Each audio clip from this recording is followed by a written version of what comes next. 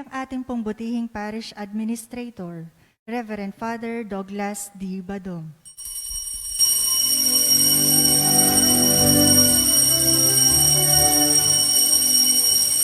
Maging sa kabundukan o sa karagatan man, sa ilang man at parang panawagan ay bumukal.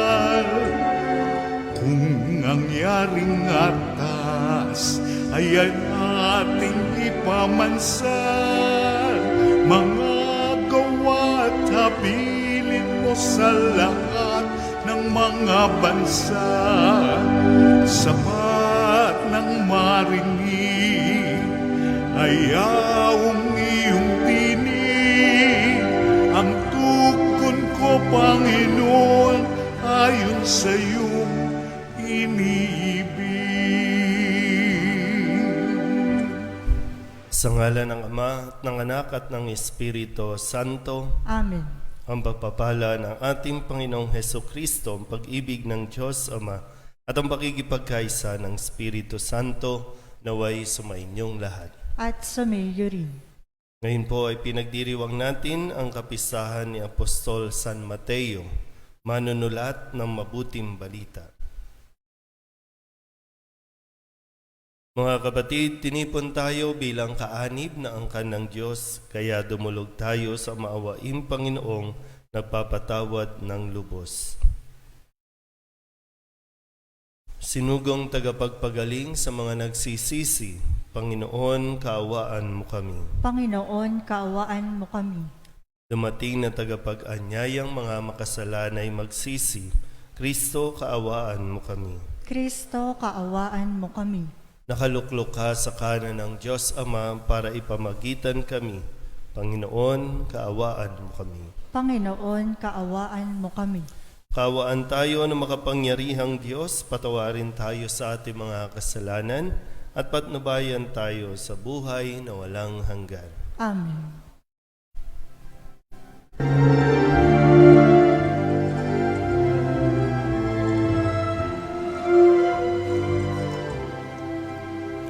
Luwalhati sa Diyos sa kaitaasan, kaloob sa lupa ay kapayapaan. Pinupuri ka, ipinagdaral, sinasamahan dahil sa dakila mong kalwalhatian.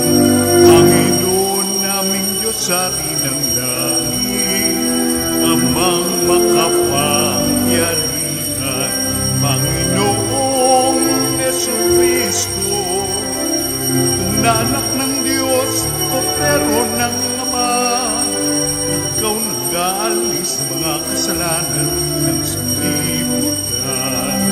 Tanggapin mo ang aming kahilingan, ikaw na nanuluklok sa kanan ng Ama, maawa ka sa amin. Lamang ang banal, Panginoong Jesucristo, kasama ng Espiritu, sa luwalhati ng Ama. Amen, Amen,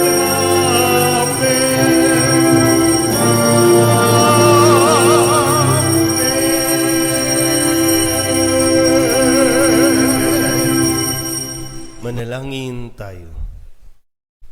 Ama naming makapangyarihan, sa iyong habag na di namin malirip, minarapat mong hiranging apostol si San Mateo.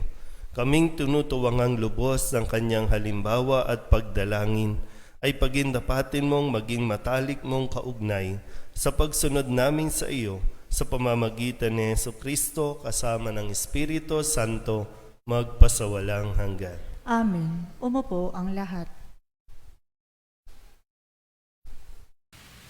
Pagbasa mula sa sulat ni Apostol San Pablo sa mga taga-Efeso.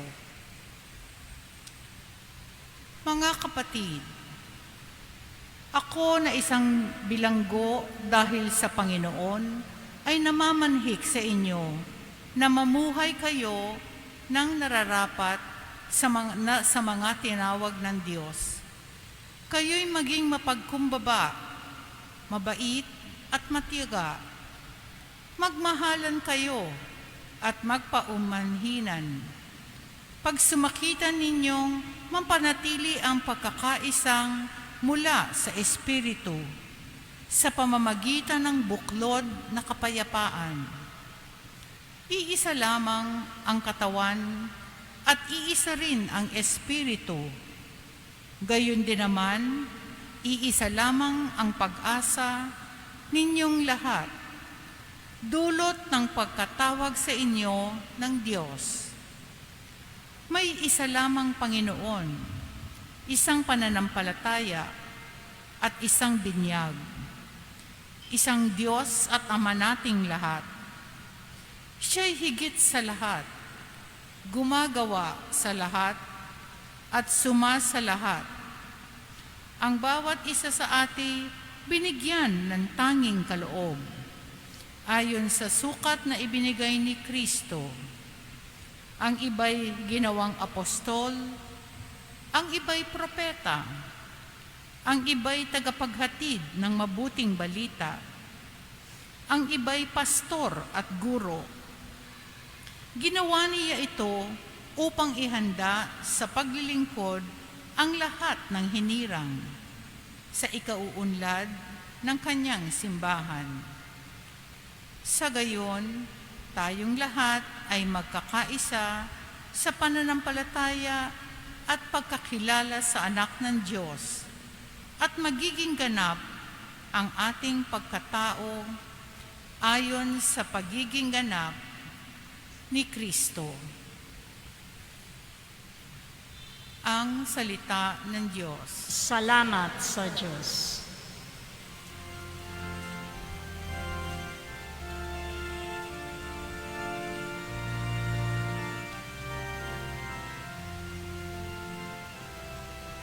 Laganap na sa daigdig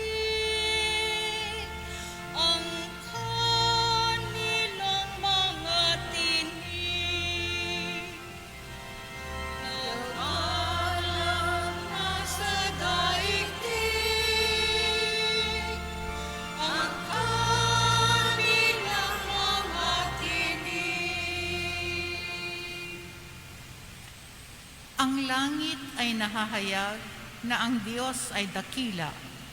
Malinaw na nagsasaad kung ano ang kanyang gawa. Bawat araw, bawat gabi, ang ulat ay walang patlang, patuloy na nag-uulat sa sunod na gabi't araw. Laganap na sa daigdig ang kanilang mga tinig. Walang tinig o salitang ginagamit kung sa bagay at wala ring naririnig na kahit na anong ingay. Gayunpaman, sa daigdig ay laganap yaong tinig, ang balita'y umaabot sa duluhan ng daigdig. Laganap na sa daigdig ang kanilang mga tinig.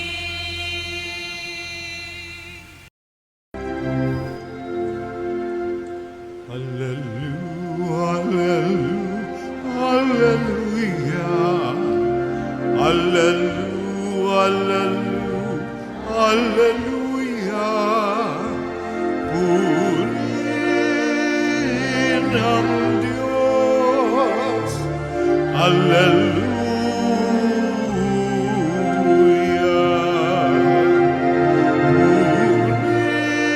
Purihin ang Diyos, hallelujah.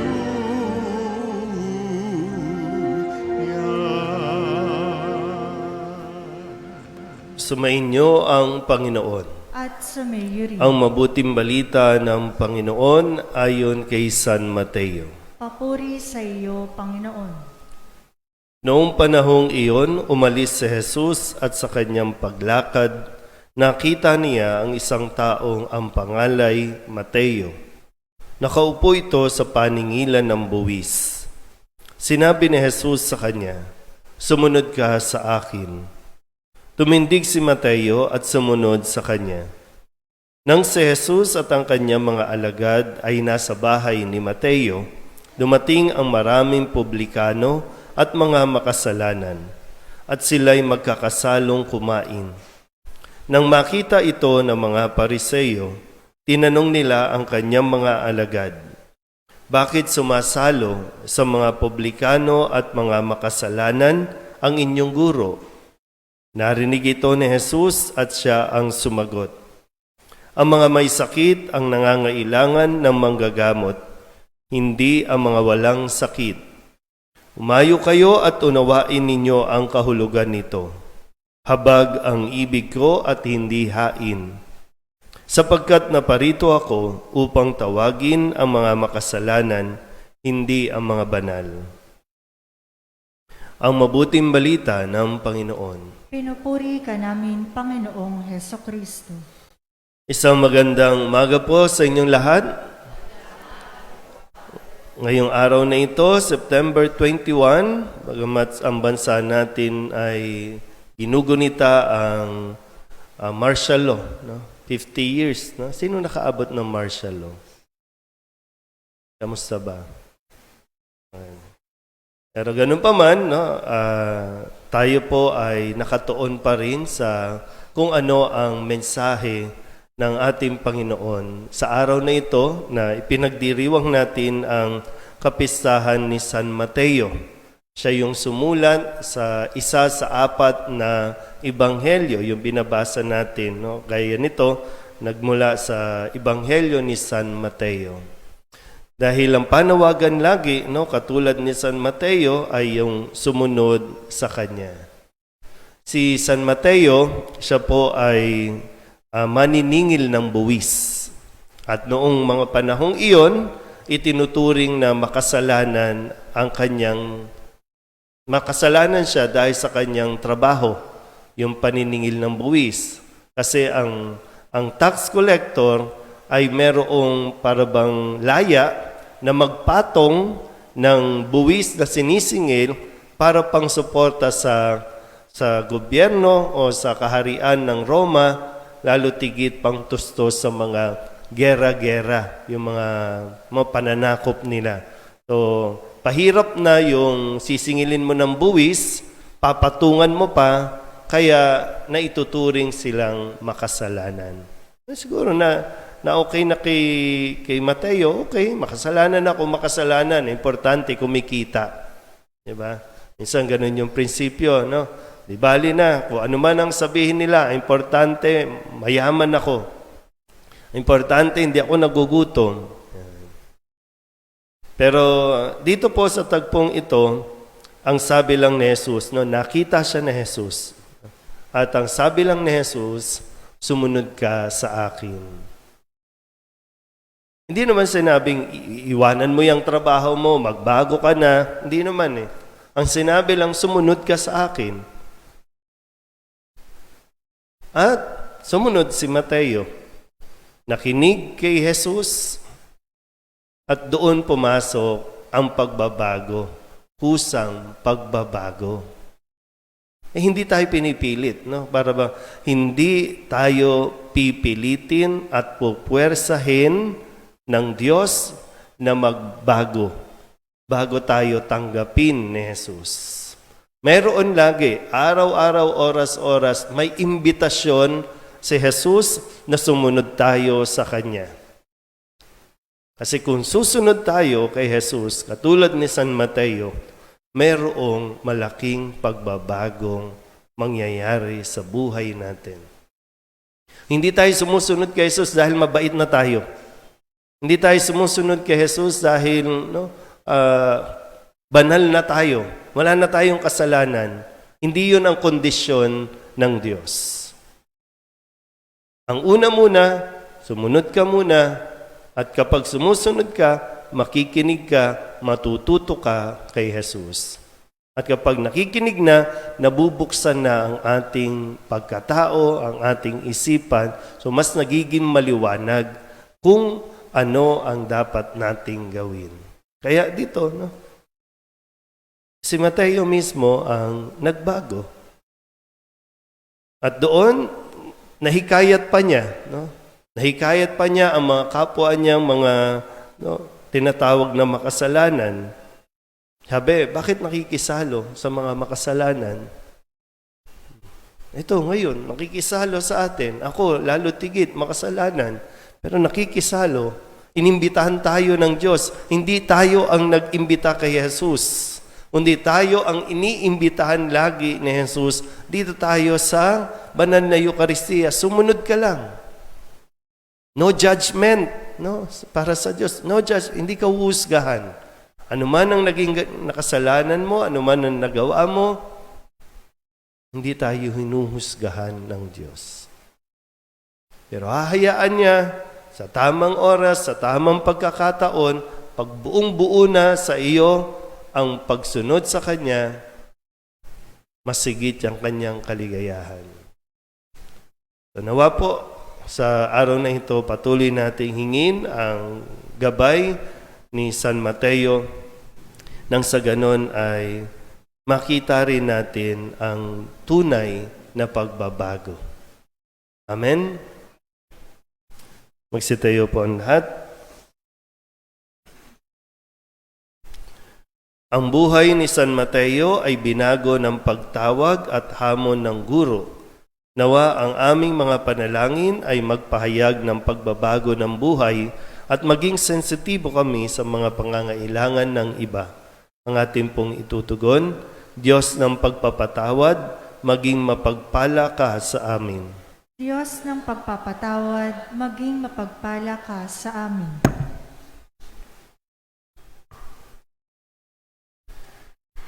Ang mga programa para sa pagpapanibago naway maging tanda ng ating buhay Kristiyano. Manalangin tayo sa Panginoon. Diyos ng pagpapatawad, maging mapagpala ka sa amin. Atin nawang tanggapin ang hamon at tawag sa pagbabalik loob sa halip na mahikayat sa pangaakit ng mundo. Manalangin tayo sa Panginoon. Diyos ng pagpapatawad, maging mapagpala ka sa amin. Ang mga may kinalaman sa mga bagay tungkol sa pananalapi, naway hindi matuksong ipagpalit ang kanilang kaluluwa para sa kayamanan at kapangyarihan. Manalangin tayo sa Panginoon. Diyos ng pagpapatawad, maging mapagpala ka sa amin. Ang mga may kahinaan sa kanilang espiritual na buhay, naway humanap ng tulong sa sakramento ng pakikipagkasundo. Manalangin tayo sa Panginoon. Diyos ng pagpapatawad, maging mapagpala ka sa amin. Ang mga yumao, naway mapatawad sa kanilang mga kasalanan. Manalangin tayo sa Panginoon. Diyos ng pagpapatawad, maging mapagpala ka sa amin. Idulog din natin sa Panginoon ang ating mga personal na kahilingan at mga panalangin para sa ating mga pamilya. Ganon din ang mga kahilingan ng mga nanonood sa online at lahat ng mga misang pasasalamat, special na intensyon at mga kaluluwa na inihiling na ipagdasal sa misang ito.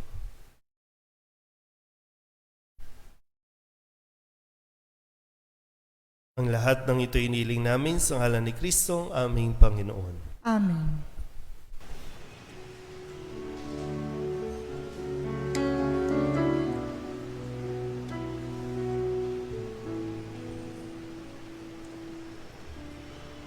Panginoon,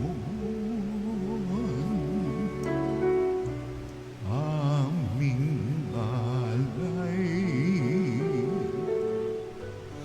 itong alak at tinapay sa altar mo.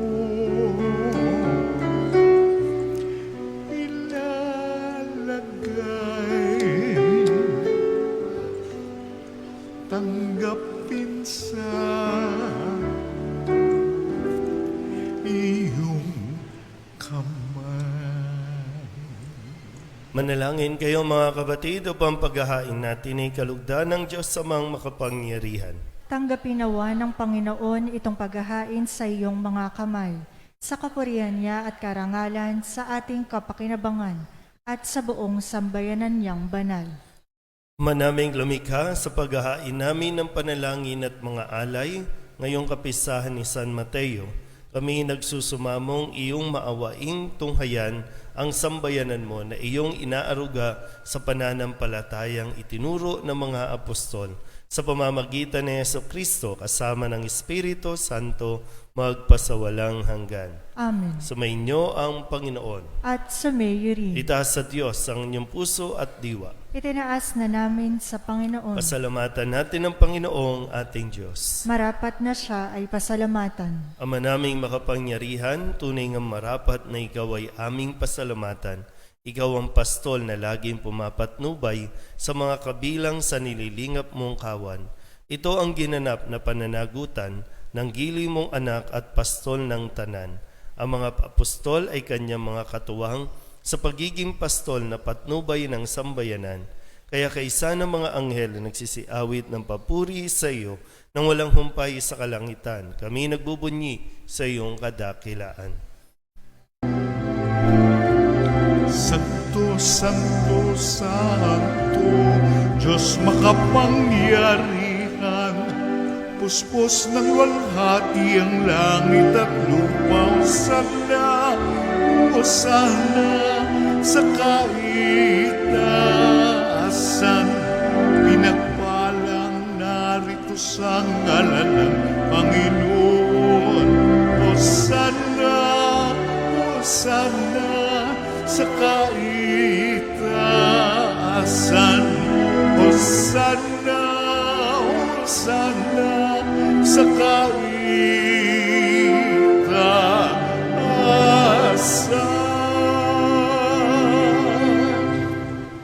Ama naming banal, ikaw ang bukal ng tanang kabanalan. Kaya't sa pamamagitan ng iyong Espiritu, gawin mong banal ang kaloob na ito upang para sa aming maging katawan at dugo ng aming Panginoong Hesukristo. Bago niya pinagtiis ang kusang loob na maging handog, inawakan niya ang tinapay, inasalamatan kaniya, inaghati-hati niya iyon, iniabot sa kanyang mga alagad at sinabi, "Tanggapin ninyong lahat ito at kanin, ito ang aking katawan na ihahandog para sa inyo."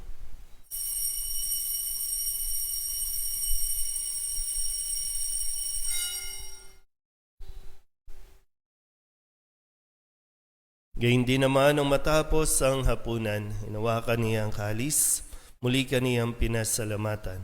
Iniabot niya ang kalis sa kanyang mga alagad at sinabi, "Tanggapin ninyong lahat ito at inumin. Ito ang kalis ng aking dugo, ng bago at walang hanggan tipan. Ang aking dugo na ibubuhos para sa inyo at para sa lahat, sa ikapagpapatawad ng mga kasalanan. Gawin ninyo ito sa pag-alaala sa akin."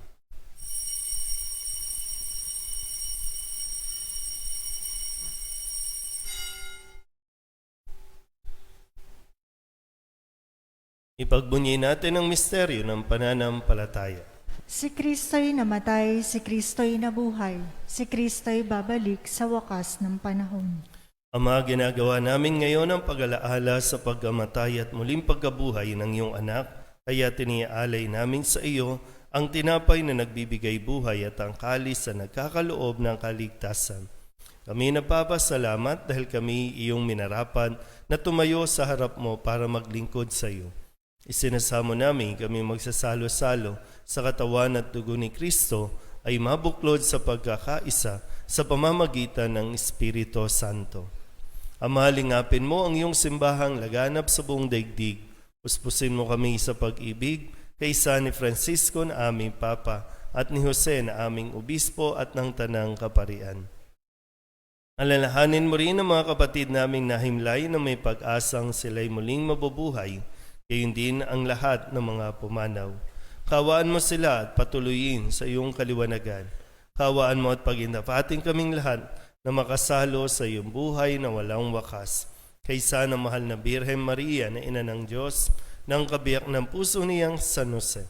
kaysa ng mga apostol at ng lahat ng mga banal na namuhay dito sa daigdig na kalugod-lugod sa iyo, may pagdiwang nawa namin ang pagpupuri sa ikararangal mo sa pamamagitan ng iyong anak na aming Panginoong Hesukristo. Sa pamamagitan ni Kristo, kasama niya at sa Kanya, ang lahat ng parangal at papuri ay sa iyo, Diyos amang makapangyarihan, kasama ng Espiritu Santo, magpasawalang hanggan. Amen. Amen. Amen.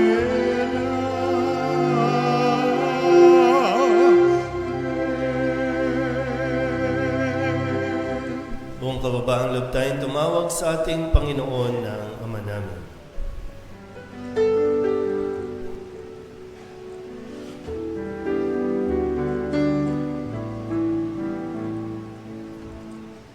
Ama namin, sumasalangit ka, sambahin ang ngalan mo, mapasamin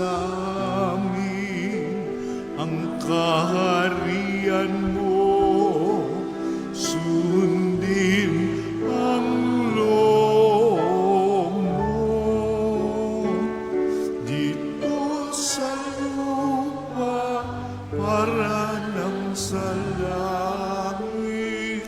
Bigyan mo po kami ngayon ng aming kakanin sa araw-araw at patawarin mo kami sa aming mga sala para ng pagpapatawa namin sa nagkakasala sa amin, at huwag mo kaming ipahintulot sa tukso, at diadya mo kami sa lahat ng masama. Inihiling namin kami ihadya sa lahat ng masama, pagkalooban ng kapayapaan araw-araw, iligtas sa kasalanan at ilayo sa lahat ng kapahamakan, samantalang aming pinananabikan ang dakilang araw ng pagpapahayag ng tagapagligtas naming sa Hesukristo. Sapagkat iyo ang kaharian at ang kapangyarihan at ang kapurihan magpakailanman. Amen. Panginoong Hesukristo, sinabi mo sa iyong mga apostol, kapayapaan ang iniiwan ko sa inyo, aking kapayapaan ang binibigay ko sa inyo. Tunghayan mo ang aming pananampalataya at huwag ang aming mga pagkakasala.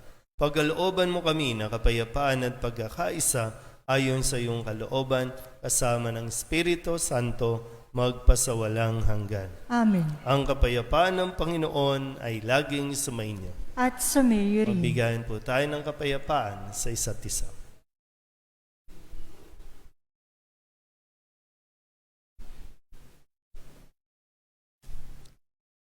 Kordero ng Diyos na nag-aalis ng mga kasalanan ng sanlibutan, maawa ka sa amin.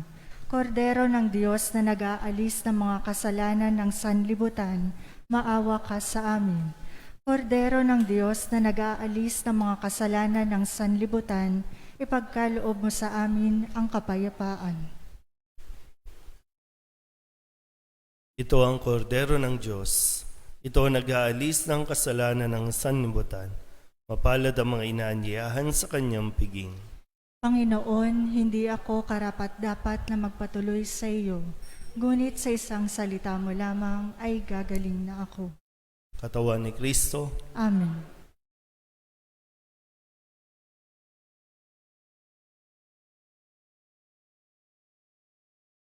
Sa iyong kandungan aking natikman ang unang pagmamahal.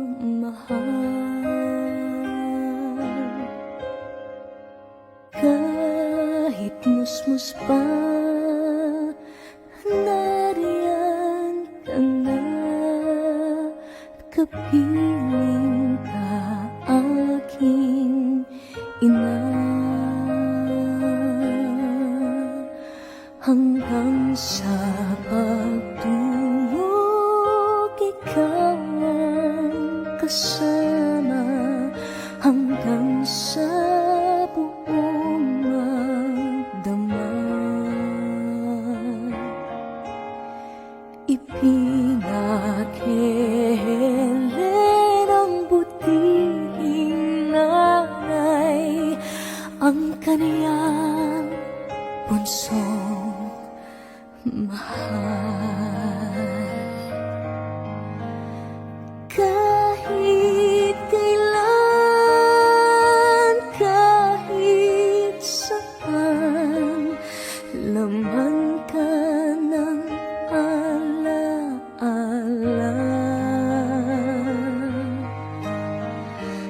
Tanging bituin sa aking langit, tanging puso sa tipi, inang sinisinta, Santa Maria.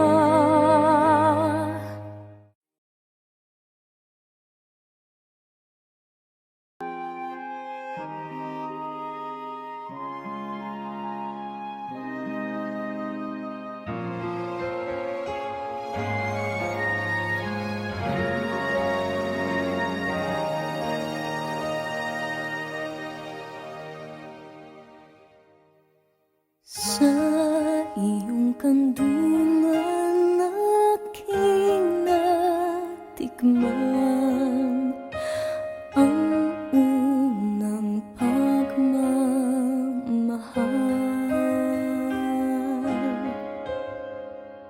Kahit musmus pa,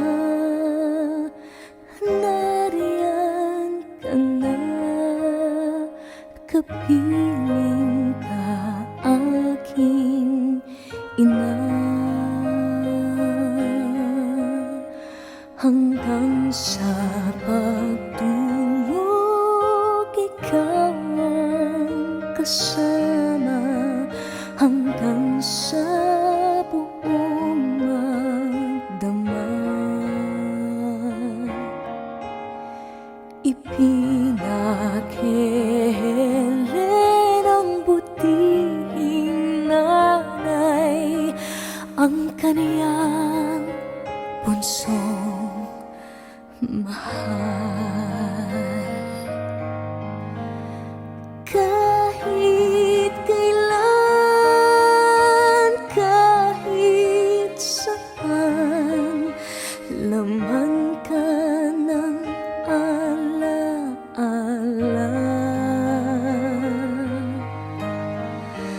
Tanging bituin sa aking langit, tanging puso sa tipi, inang sinisinta,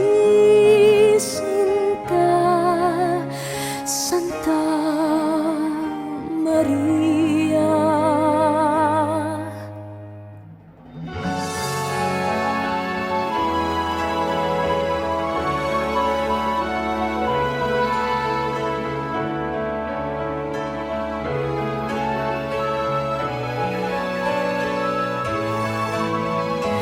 Kahit kailan, kahit saan, laman ka ng alaala.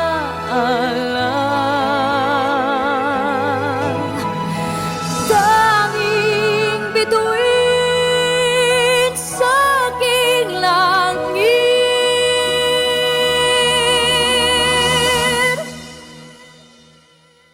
tanging puso sa dibdib, inang sinisinta,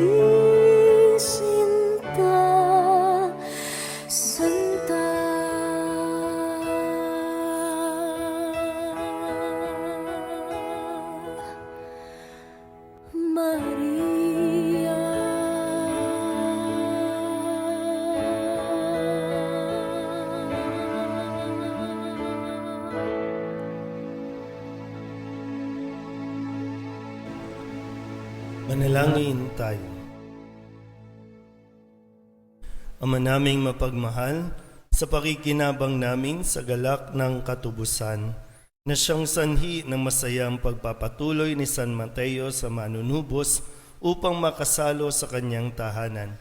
Ipagkaloob mong lagi naming tanggapin bilang pagkain siyang naparito upang tawagin ang mga makasalanan at hindi lamang ang mga banal, na ngayoy kasama mo at ng Espiritu Santo magpasawalang hanggan. Amen. Sumainyo ang Panginoon At sumayo at rin. pagpalain kayo ng makapangyarihang Diyos, Ama at Anak at Espiritu Santo. Amen. Tapos na ang banal na misa, humayo tayo sa kapayapaan ni Kristo. Salamat sa Diyos. Magandang umaga po.